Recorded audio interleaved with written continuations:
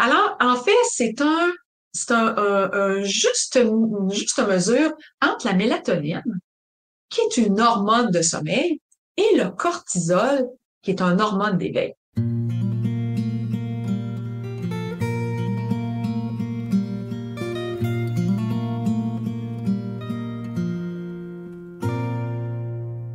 Bonjour les parents, ça me fait plaisir de vous retrouver. Alors, je m'adresse aux papas, aux mamans, particulièrement aux mamans souvent, qui avaient des enfants entre 0 et 5 ans, dont le sommeil est particulier ou c'est pas facile, ou encore qui dorment bien, puis on veut pas que ce soit sur un coup de dé. On veut savoir comment maintenir ça. Bonjour Karel. Allô, maman. Aujourd'hui, on en a parlé un petit peu au dernier épisode où est-ce qu'on s'est présenté, hein, c'est ma fille, donc c'est pour ça qu'on m'appelle Mom. Et là, on est rendu, on avait parlé un petit peu de ce qu'on ferait ensemble, donc de parler au-delà du sommeil, au-delà des stratégies. Le podcast s'appelle SOS Dodo, mais percevoir le sommeil au-delà des stratégies. Et on est là toutes les deux ensemble, justement, moi pour parler beaucoup plus de l'aspect rigoureux du sommeil, de l'aspect scientifique du sommeil, des besoins en sommeil, des problèmes de sommeil. Puis toi, Karel, qu'est-ce que tu viens rajouter? Moi, je viens rajouter la dimension relationnelle entre le parent et le bébé, entre les deux parents, puis le parent entre lui-même.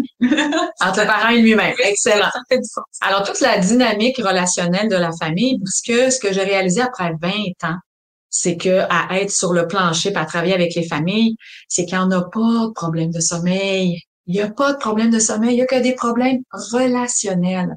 Puis une mauvaise compréhension aussi par rapport à c'est quoi le sommeil, puis aussi une désinformation, hein, aujourd'hui avec le net. Il n'y avait pas ça dans mon temps. Alors, on graffinait un petit peu plus pour savoir comment faire. Puis les médecins, les pédiatres, ben c'est pas une maladie le sommeil. Alors, ils sont pas plus outillés. Ben maintenant, ils peuvent référer à des consultants en sommeil. Mais certains consultants sont pas assez outillés non plus pour bien saisir toute la dimension, tous les enjeux qui se cachent derrière l'activité de dos. Donc, les parents sont désinformés, surtout sur le plan des pleurs. Puis ça, on va y revenir, on va en reparler, on va souvent en reparler.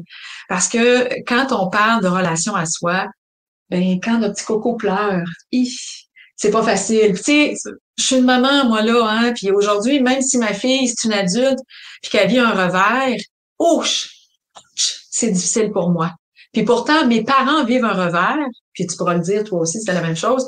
Je les entends, je trouve ça dommage, j'essaie de les aider, mais quand je pars de chez eux, j'ai tout oublié. Es-tu pareil, toi? Non. Ah non! Non, mais j'ai pas la même relation avec toi que tu peux avoir avec tes parents, je pense. OK. Puis je pensais justement à ça ce matin, ou hier, j'ai écouté un film où en grandissant, en devenant adulte, puis notre relation elle se transforme, j'ai un sentiment de protection envers toi qui naît, en fait.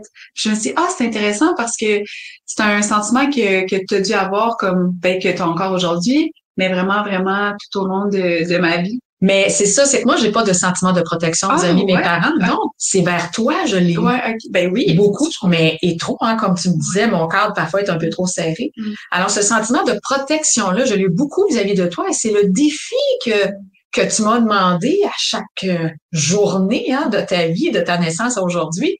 Bon, aujourd'hui, c'est pas mal tout réglé, je pense bien, Oui, là. ça OK, de te laisser un peu plus d'espace à chaque fois, puis le sommeil en fait partie. Hein, le bébé, quand il vient au monde, ben, il y a des conditions de sommeil qui s'apparentent, quand il vient à la naissance, qui s'apparentent à ce qu'il vivait à l'intérieur de lui, il connaît pas autre chose. Alors, dès qu'il est dans les bras, OK, donc à l'étroit, qui est dans une coquille, qui est dans la poussette, qui est collé contre papa, donc le pot à pot, la chaleur, qui est dans les bras, à côté contre le cœur de maman ou le cœur de papa. Alors, le bruit externe, parce qu'il y avait beaucoup de bruit dans le ventre de maman, ben lui, c'est comme, puis si en plus il est au sein et au biberon, peu importe, là, le sein ou le biberon, il y a de la nourriture qui rentre, il y a de la satiété, c'est le summum du plaisir et beaucoup de bébés vont dormir dans ces conditions-là. Mais est-ce que le sommeil, c'est ça? C'est quoi le sommeil? Hein, le sommeil, c'est un processus physiologique. C'est une série de chimie, hein, d'éléments chimiques qui vont se mettre en place, qui vont faire en sorte que on va finalement ressentir la fatigue. Alors, en fait, j'aime l'annoncer comme ça, c'est que le sommeil, en fait, c'est une gestion d'énergie. Là, je vais faire un comparatif avec un objet, mais on n'est pas un objet, OK? C'est juste pour mettre une image. Et j'ai le goût de parler du cellulaire. Hein? On a tous un cellulaire. Il fonctionne avec de l'énergie. Il y a une pile dedans, OK? Alors, à tous les soirs, moi, je vais brancher mon cellulaire. Ça, c'est l'équivalent d'aller dormir parce que son énergie a diminué. Mais dans la journée, ça, je l'ai très peu utilisé.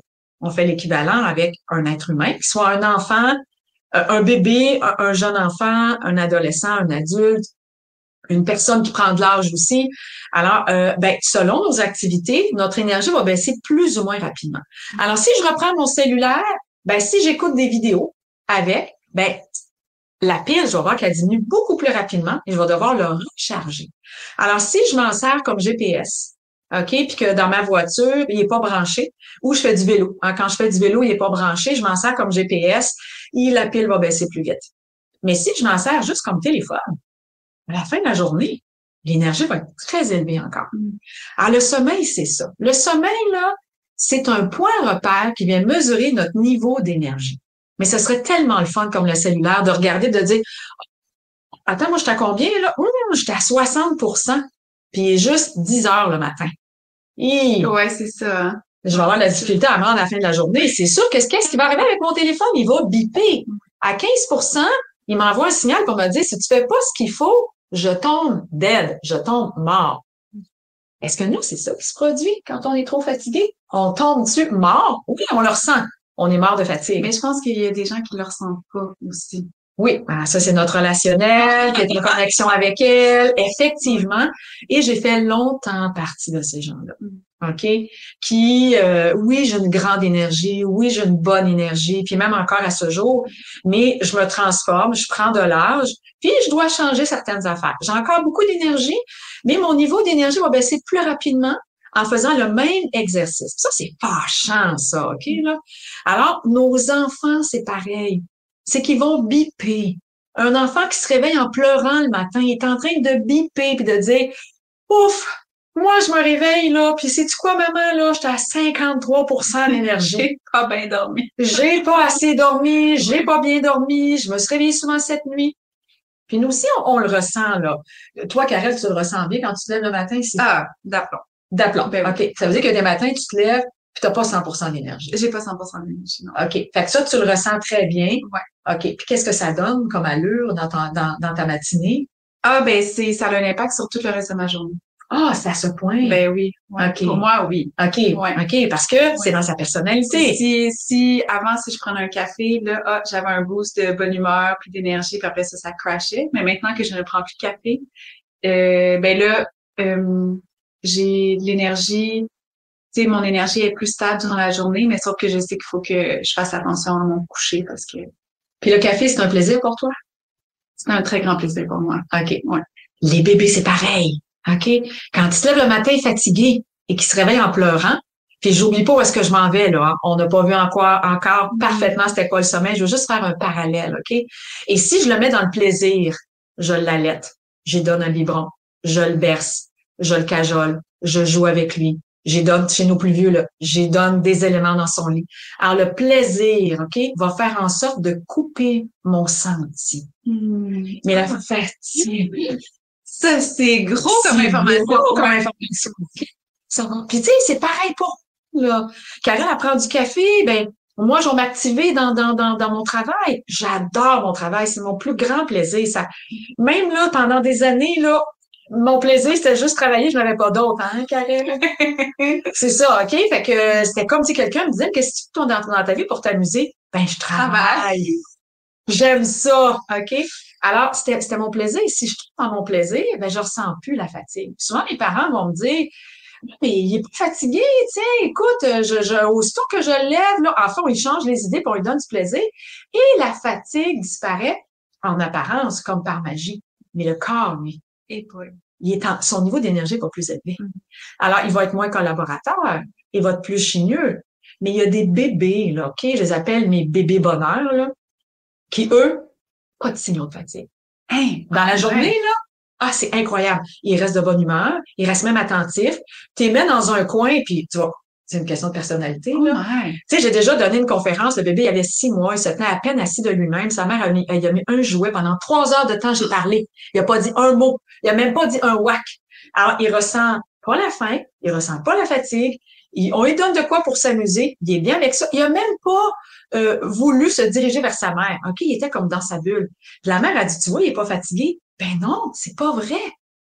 Son niveau d'énergie a baissé pareil. Mais puisqu'on n'a pas, tu sais, l'alimentation, tu prends du poids, ton cellulaire, il y a un pourcentage, on prend du poids, on a une balance, on perd du poids, on a une balance, on a des points repères. Le sommeil, t'as pas de points repères. Autre que quand tu es conscient, OK, à l'extérieur, ben, tu seras pas le fun. Hein? Tu dis, toi, ça impacte toute ta journée. Peux-tu me donner 2, 3 exemples? Non, ben, je suis de moins bonne humeur, je gère moins bien le stress, puis ma qualité de présence est moindre. OK. Mais j'ai l'impression que le bébé n'a pas de signaux externes, mais en grandissant, il y aurait des signaux internes. Non, il y a des signaux internes aussi. OK, mais choisis de ne pas y attacher d'importance parce que certains bébés, dans leur personnalité, ont découvert le plaisir externe, qui est de connecter avec maman, qui est de connecter avec papa, qui est de connecter avec l'alimentation, qui est de connecter avec un mouvement, hein, quand on est bercé. Je sais pas vous autres, là, mais moi, dans un hamac, là, puis en plus, s'il se referme sur moi, là, hein, on a beau avoir des personnalités différentes, mais ça reproduit des conditions intra-utérines, puis mon Dieu que je suis bien là-dedans. OK, si en plus quelqu'un me le fait bouger, puis même moi, je me donne un petit coup, là, cet été, on était aux îles de la Madeleine, puis j'ai pu aller m'étendre, il y avait ça dans un parc, là. Mon Dieu que c'est le fun. OK? Alors, c'est un plaisir, ce qui fait que certains bébés ne ressentent pas leurs signaux internes, mais à l'externe. À l'âge de Karel, à mon âge aussi, si je veux bien aussi le nommer, parce qu'il y a plein de gens qui sont des super-héros, mais en réalité, ils deviennent des super-zéros parce que ils crashent à un moment donné. C'est pas moi qui ai dit ça, là, c'est un médecin, là, Diane, j'oublie son nom de famille, là, mais de super-héros à super-zéro, tu passes vite parce que quand la dette de sommeil te rattrape, tu fais dur, là. Ben, nos bébés, c'est pareil. Alors, il y a des bébés qui vont pas témoigner. Hein, les signaux de fatigue visuelle, c'est quoi chez un enfant? Frotter le nez, frotter les oreilles, frotter les yeux, bâiller, les sourcils rouges, être impatient, OK? Demander les bras, parce que demander les bras, c'est l'équivalent du couch potato chez l'adulte. Quand tu es fatigué, tu fais quoi, toi, Karen? Ben, maintenant, j'essaie d'aller me coucher, mais sinon, oui, je vais relaxer, là. Ouais, en écoutant un film devant la télé? Ouais, mais moins souvent depuis que je prends moins de café. Parce OK. que j'écoute plus mes signaux. OK, intéressant.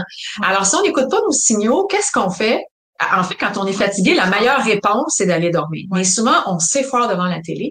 Alors, les enfants, ben, ils vont s'effoirer dans les bras de leurs parents en disant, arrête de m'en demander, je veux pas collaborer, je veux pas me développer, je veux plus m'amuser, je veux juste te coller, je veux juste être bien, être douillet. Puis, tu sais, si je peux même m'accoter la tête, puis sucer mon pouce, puis donne-moi mon doudou ou bien ma tétine, ben, une suce, écoute, wow, OK, c'est le fun. Mais c'est pas des conditions de sommeil qui conviennent, OK? À court terme, peut-être. Mais à moyen, pas à long terme, ça coûte cher quand toi, t'es parti. Puis là, j'aimerais ça faire une petite parenthèse. Vas-y. Parce que tu me diras si c'est l'espace pour ça. Mais là, je sais qu'on parle du bébé de 0,5 ans, mais j'ai envie de poser la question aux parents qui nous écoutent, à savoir, lui ou elle, par rapport à ses signaux de fatigue, comment ça se passe? En fait, est-ce qu'ils sont ressentis? Est-ce qu'ils sont écoutés? Est-ce qu'ils sont ignorés ou est-ce qu'ils sont, dépassés? Ce qui fait que, je sens la fatigue, mais je vais justement me prendre un café ou me prendre n'importe quoi. Une tablette de chocolat, une cigarette, etc. Ouais, c'est quand même intéressant à observer, je trouve. Parce que quand je suis fatiguée, même moi, je vais me mettre à manger, là. OK? Oui. Sauf que je choisis des ingrédients un peu plus simples parce que j'ai pas de biscuits chez moi, j'ai plus de chips chez moi, j'ai plus de gâteries chez moi, j'ai plus de chocolat chez moi. Mais avant, moi, je prenais du chocolat. Oh my God! Écoute, mes 2 petits carrés de chocolat, enlève-moi les pas. Des jujubes, oui, mais ça fait un petit bout de temps. Ouais, ça fait longtemps. Ça fait longtemps. Mais le chocolat, ça fait peut-être à peine 1 an. Oui. Puis c'est du chocolat noir, là. C'est du bon chocolat que je prenais, là. Mais je le prenais pas pour m'alimenter, je le prenais pour me donner un boost. Parce que nous, on n'a pas l'espace de faire tout le temps un power nap. Les bébés, ils ont que ça à faire, manger, dormir. Mais nous, non. En tant qu'adultes, on a des responsabilités. C'est ça. Alors, le bébé, lui, ben, il en veut pas de power nap. Nous, on voudrait tellement. Alors, il y a des bébés qui en veulent pas du tout, puis il y a des bébés qui ne font que ça jour et nuit. Alors, oui, il y a des signaux externes, mais ils sont pas toujours visibles. Puis il y a des parents qui me disent, écoute, moi, je ne vois pas les signaux. Effectivement. Alors, il y a des bébés qui ne les témoignent pas. Mais s'il fallait habiter son corps, parce que le sommeil, là, c'est comme deux hormones, là. C'est la mélatonine qui est envoyée, OK, en soirée, quand il commence à faire noir, de là de fermer la lumière, hein, quand on fait ou bien d'avoir une luminosité beaucoup plus douce, quand on fait la routine du coucher, surtout que l'été, l'automne, pardon, ben le soleil se couche plus tard. Donc à ce moment-là, puis l'automne il se couche plus tôt. Il se couche plus tôt, merci de me reprendre. Mais c'est le soleil qui se lève plus tard. Ouais, okay. Mais au printemps, en été, il se lève plus tôt le soleil. Donc, ça va être important d'amener une pénombre, de s'assurer. Et les siestes aussi, de s'assurer que la pénombre est là parce que la mélatonine veut jouer son rôle. Puis, comme la mélatonine, elle sait quand c'est le temps de dire, OK, faut que je l'envoie. Ben, parce que le corps mesure le niveau d'énergie. Hein, le cerveau, lui, il va détecter. Oh, mon Dieu, on est fatigué, là. Hey, ça baisse vite, là. Avoir des signaux de fatigue. Mais non, je peux pas aller dormir 5 heures. Il est 17 heures le soir, mettons un adulte. Alors, nos bébés, on se dit, ben, je peux pas aller le coucher. Il y a des signaux de fatigue, il vient de se lever. Mais non, mais il a pas eu son 2 heures d'éveil. Mais peut-être qu'il peut pas l'avoir non plus. Alors, en fait, c'est une juste mesure entre la mélatonine, qui est une hormone de sommeil, et le cortisol, qui est une hormone d'éveil. Puis là, je vous entends penser, les parents, là. C'est très intéressant. Très intéressant. Hein? Le cortisol, tu sais, l'hormone vampirique pour les adultes, c'est la mélatonine. Parce que, bon, t'es divine, les travailleurs de nuit, ceux qui veulent se coucher tard, c'est tough, t'as de la misère à rester réveillé. Pourquoi il y a tant d'accidents sur la route? C'est que la mélatonine est envoyée parce qu'elle a mesuré mon niveau d'énergie, puis elle dit, mais c'est assez, il fait noir, t'es à travers les yeux, hein, la clarté pénètre. Faut que tu dormes. Alors, en auto, tu fais pas grand-chose, tu conduis. Ben souvent, on tombe endormi en conduisant parce qu'on ne peut plus faire autrement. Alors, les bébés, c'est pareil. Combien de bébés vont tomber endormis en mangeant? Combien de bébés vont tomber endormis en jouant? Tu sais, il y en a plein sur YouTube. Là, moi, je trouve ça triste. Là, puis là on est là, c'est drôle. Moi, je compare ça à tomber endormi en conduisant. C'est pas drôle. Tu sais, quand tu es obligé de combattre ton sommeil, puis qu'est-ce qui fait le cerveau, hein, en neuroplasticité, on le sait maintenant, ben il s'adapte. Alors, il n'y a pas de réponse au sommeil. J'envoie du cortisol. Le cortisol est une hormone d'éveil qui vient stresser le corps pour éviter qu'il reste endormi ou qu'il s'endorme. Oh my God, c'est incroyable. C'est incroyable. Alors, le cortisol est sécrété entre 4 à 5 heures le matin parce que sinon, on resterait endormi. Alors, c'est une chimie qui est tellement bien orchestrée. Alors, on devrait se lever avec le soleil et se coucher en même temps que le soleil se couche. Bon, on n'est pas là pour suivre la nature entièrement, mais reste que c'est comme ça que ça fonctionne. Et à travers nos yeux, même les paupières fermées le matin, si je n'ai pas de rideau, de toile, ça va passer à travers mes yeux, mes paupières, et ça va venir stimuler mon cerveau, puis la cortisol va sortir parce que j'ai une horloge interne qui sait quelle heure qui est. Hein, souvent, les parents sont là. Oui, mais là, si je ferme la toile à 2 heures de l'après-midi, quand je fais sa sieste, tout d'un coup, qui part pour sa nuit, ça arrivera pas. OK? Parce que le cerveau sait que c'est l'après-midi. Alors, le rythme biologique de l'être humain est sur 25 heures, 25 heures et demie. Celui de la Terre, 24 heures.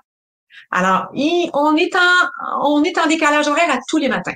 Vous allez voir, on va parler du changement d'heure éventuellement. L'heure de plus ou de moins, là, c'est une grosse panique, là, mais on est comme ça tous les matins.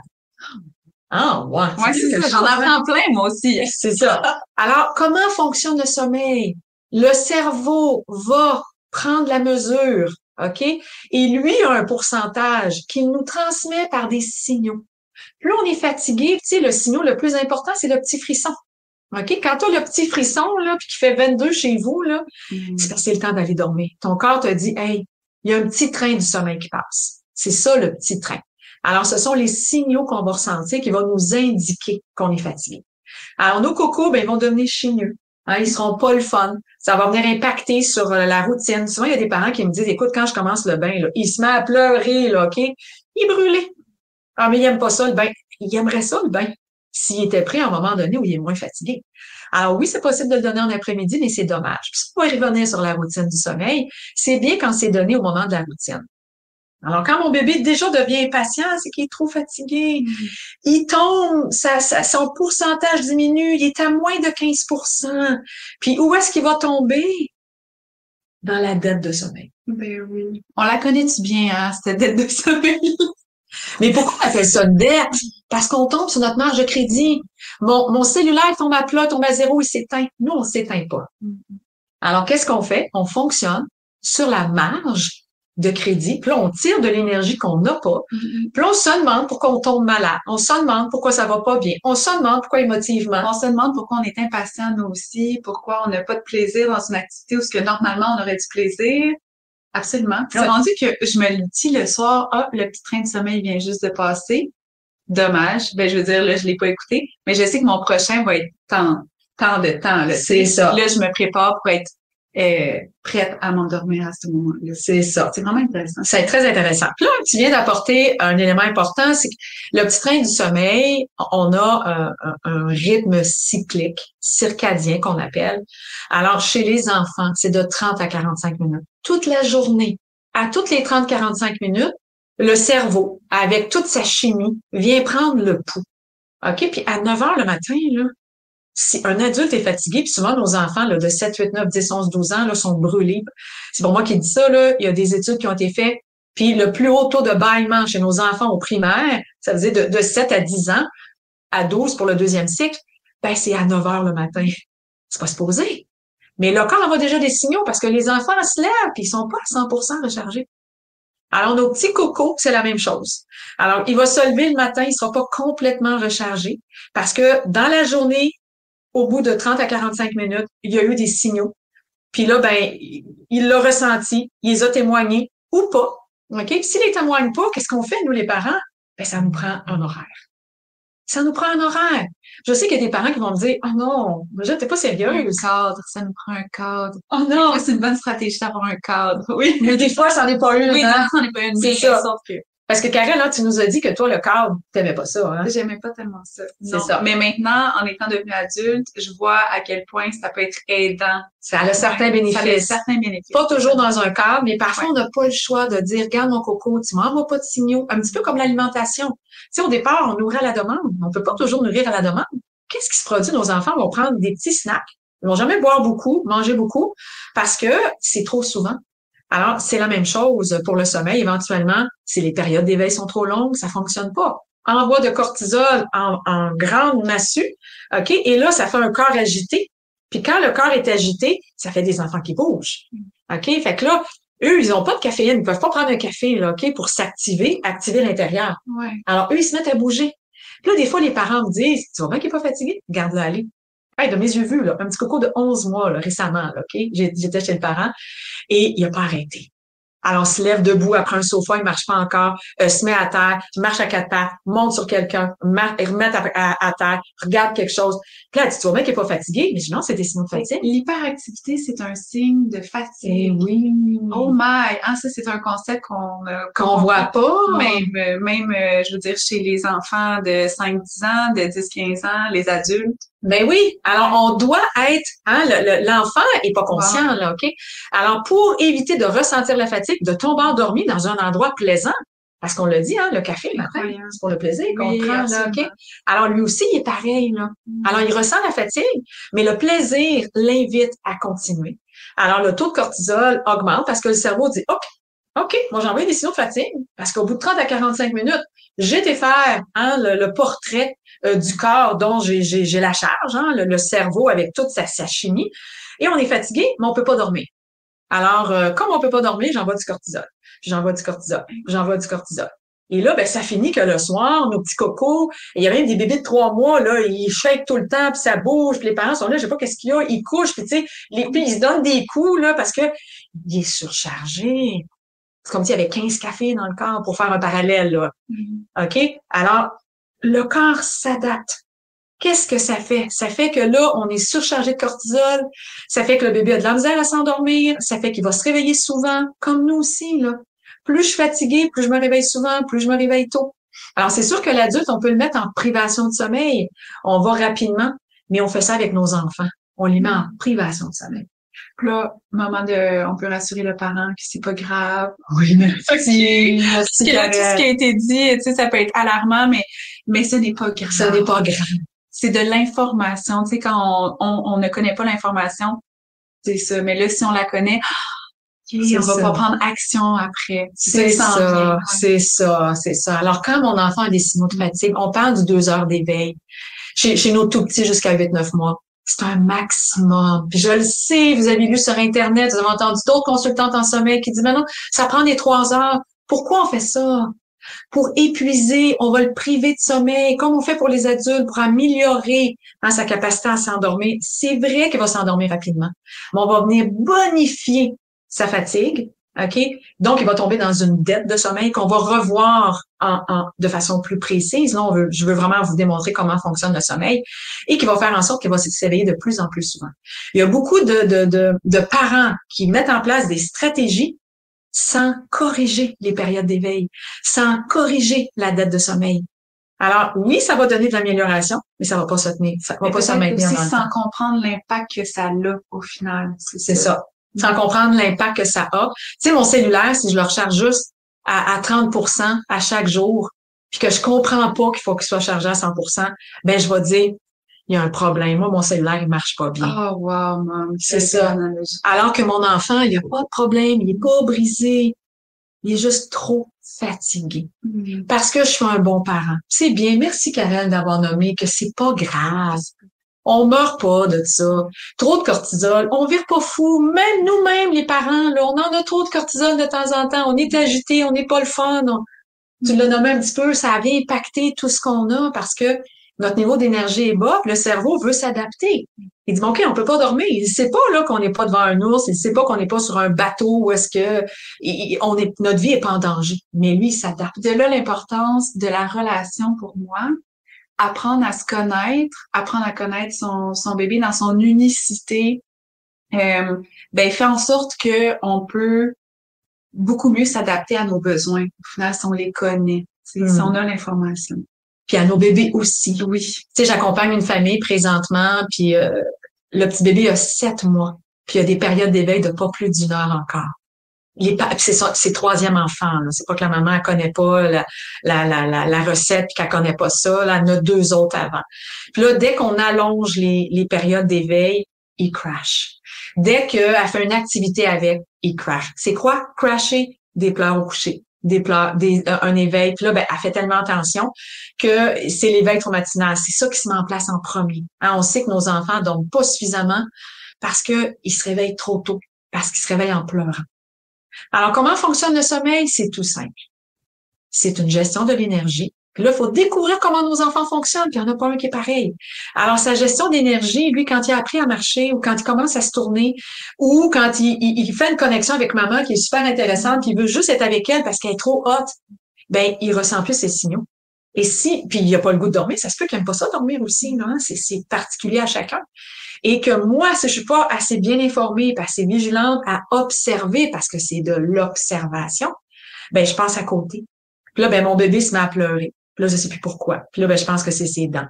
Je pense que il a mal au ventre. Je pense que c'est le lait. Je pense que je suis un mauvais parent. Ouais, ça c'est effectivement. Je pense que je l'ai pas. Je pense que je l'ai brisé.